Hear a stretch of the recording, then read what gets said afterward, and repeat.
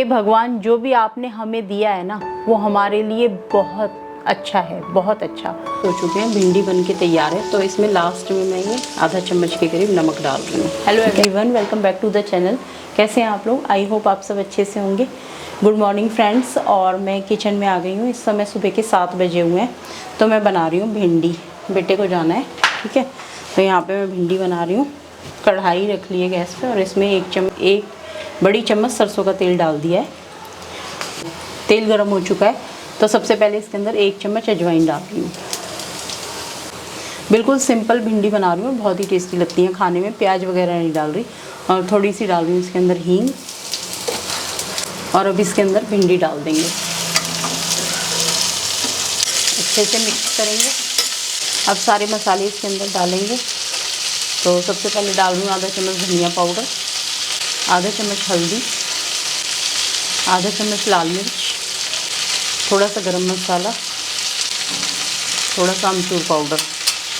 Mix कर देंगे अच्छे से और मीडियम फ्लेम पे भिंडी को बनने देंगे। अभी नमक नहीं डाल रही, नमक मैं लास्ट में डालूँगी। नमक अभी डाल दिया ना तो भिंडी ना एकदम वैसी हो जाएगी, सॉफ्ट, पानी छोड़ देगी, तो वो अच्छी नहीं बनेगी। तो नमक लास्ट में डालेंगे इसमें।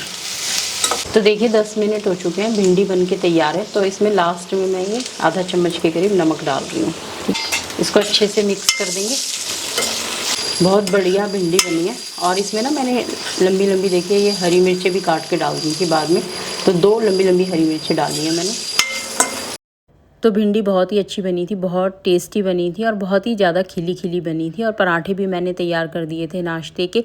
और अभी बेटे का लंच पैक करूँगी, उसके लिए लंच के लिए मैंने पराठे बना दिए थे। लंच लेके जाता है वो, ब्रेकफास्ट नहीं करके जाता, लंच लेके जाता है। और सबके लिए भी मैं ब्रेकफास्ट बना के रख दूँगी। सबके लिए मैंने पराठे वगैरह, जो पराठे खाते हैं उनके लिए पराठे बनाए, जो रोटी खाते हैं उनके लिए रोटी बना दी थी। और सुबह ना इतनी जल्दबाजी में काम होता है ना, बहुत ज़्यादा काम हो जाता है। और वॉइस ओवर इसलिए करना पड़ रहा है कि बहुत ज़्यादा शोर आ रहा था सुबह सुबह, तो इस वजह से मैं वॉइस ओवर कर रही हूँ इस वीडियो में।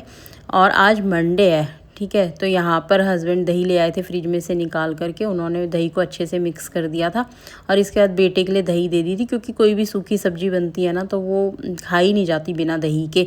और वैसे भी गर्मी भी है तो इसलिए वो दही भी लेके जाता है, डेली दही लेके जाता है। गर्मी क्या, सर्दियों में भी हमने बहुत ज़्यादा, हम डेली दही खाते हैं। तो यहाँ पे दही रख दी थी और एक लंच बॉक्स में उसके लिए मैं सब्जी रख दूँगी। और उसका जो पराठे थे वो भी मैंने पैक कर दिए थे।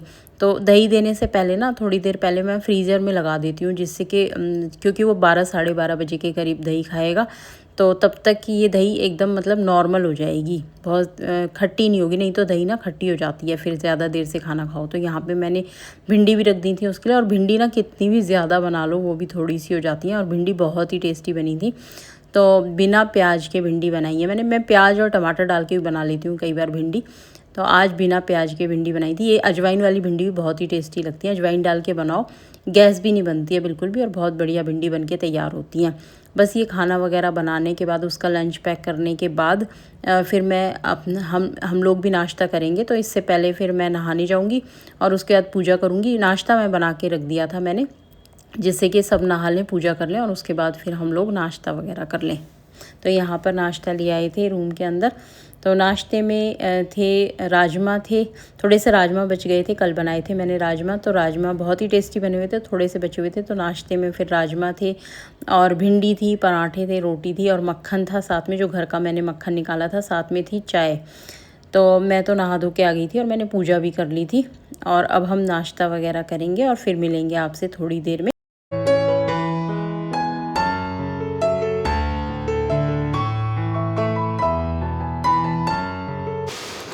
रोज़ मिट्टी जम जाती है, कहाँ से आती है इतनी मिट्टी?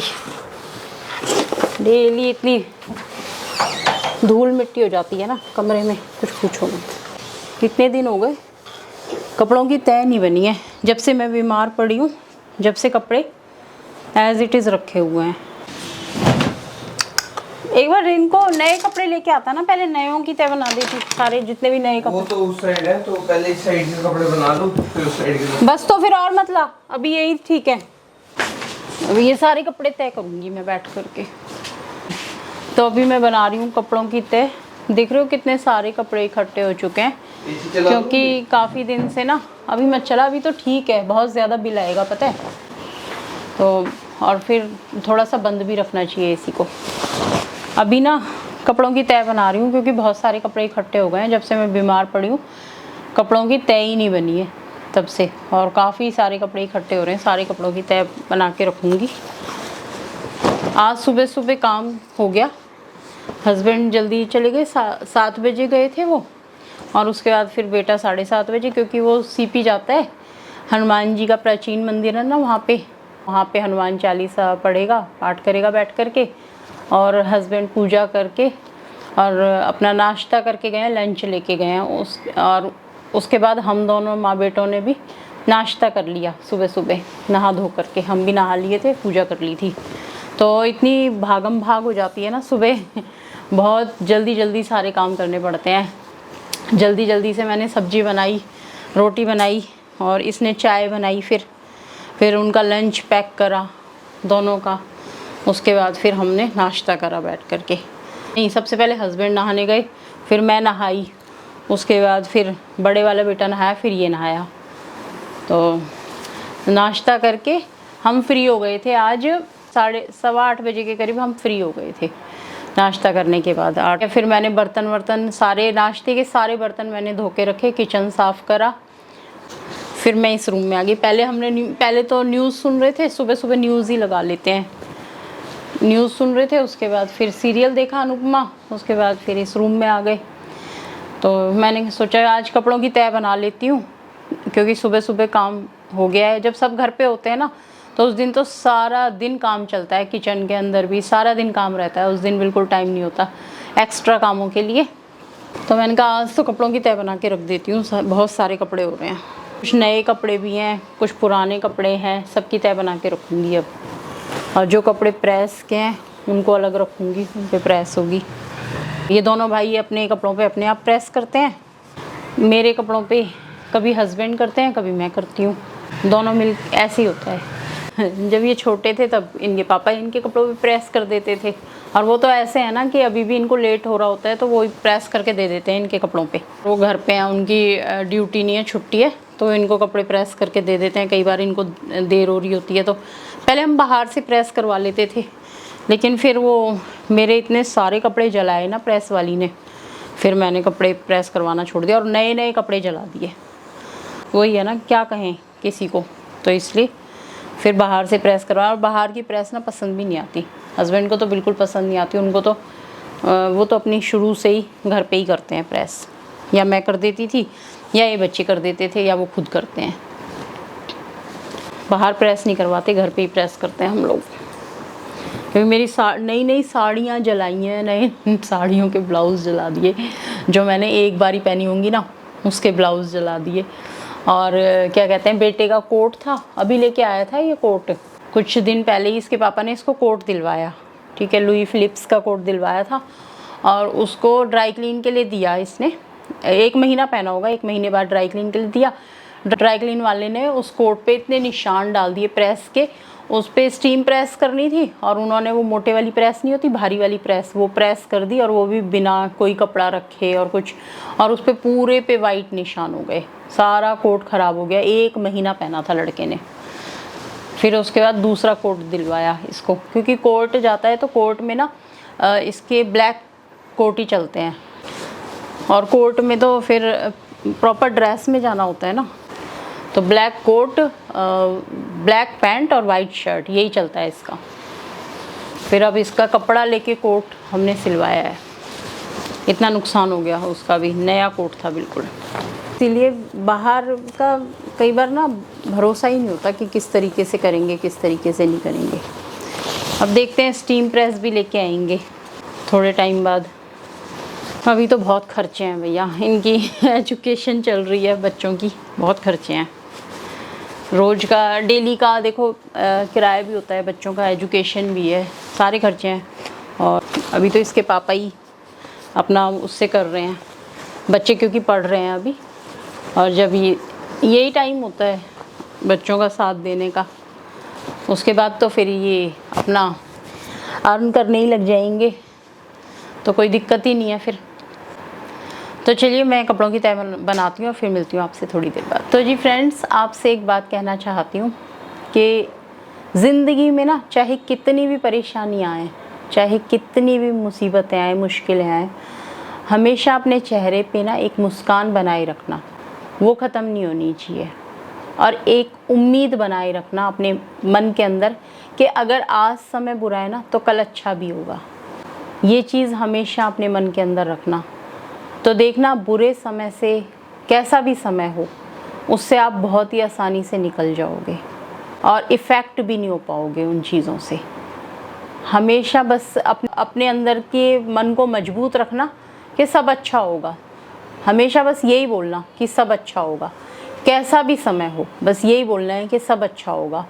और सुबह उठ कर के भगवान का शुक्रिया करना और रात को सोते समय कि हे भगवान, जो भी आपने हमें दिया है ना वो हमारे लिए बहुत अच्छा है, बहुत अच्छा, और जो भी आप करोगे हमारे लिए वो भी बहुत अच्छा होगा हमारे लिए।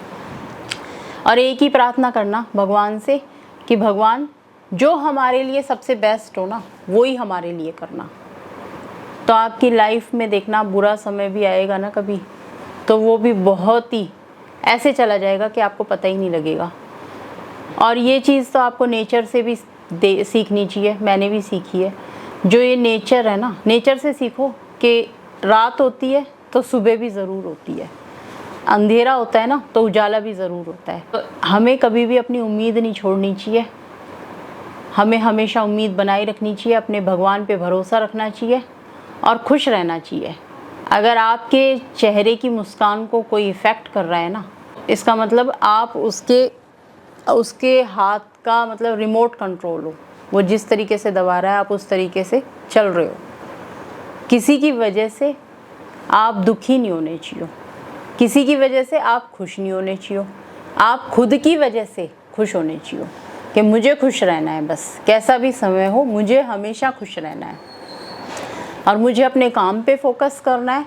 मुझे दुनियादारी से कोई लेना देना नहीं है, मुझे इधर उधर की बातें कोई इफ़ेक्ट नहीं कर सकती। कोई कुछ भी बोलता रहे मेरे बारे में, अगर मैं ठीक हूँ, मैं जानता हूँ या मैं जानती हूँ कि मैं ठीक हूँ, तो दुनिया के कहने का मेरे ऊपर कोई असर नहीं होना चाहिए। ये वाली सोच अगर आपके अंदर आ गई ना, तो मैं कहती हूँ जो हारी हुई बाजी भी ना जीत जाओगे। बस ये चीज़ रखना। और ये चीज़ें एकदम से नहीं आती किसी के अंदर, ये एक्सपीरियंस, जब हम एक्सपीरियंस होता है ना हमें, लाइफ ना, जीवन एक ऐसी चीज़ है, ज़िंदगी, जहाँ पे चेंजेस आते रहते हैं हर समय, मतलब चेंज होता है। एक मोमेंट में बहुत खुश होते हैं, एक पल में बहुत कलह कलेश भी हो जाता है, एक पल में बहुत लड़ाई झगड़े, एक पल में बहुत हंसगुल्ले मतलब हंसी मजाक, और एक पल में बहुत रोना गाना, ये सब चीज़ें, ठीक है। एक पल में कोई प्रॉब्लम आ जाना एकदम से और उसका हमारे पास कोई वो भी नहीं है सॉल्यूशन, तो फिर भगवान पे छोड़ दो उस समय पे कि भगवान जो करेंगे वो अच्छा करेंगे, और उन्होंने कुछ सोचा होगा इस बारे में। अच्छा बुरा जो भी होता है भगवान की मर्ज़ी से होता है, इंसान उसमें कुछ भी नहीं कर सकता। बस हम ये कर सकते हैं कि हम उस समय में पॉजिटिव रह सकते हैं, हम नेगेटिविटी को छोड़ करके पॉजिटिव रह सकते हैं कि हाँ, हम कुछ गलत ना सोच करके अच्छा सोच सकते हैं कि अच्छा होगा, अच्छा होगा। जब ये उम्मीद बनी रहती है ना तो सब अच्छा ही होता है।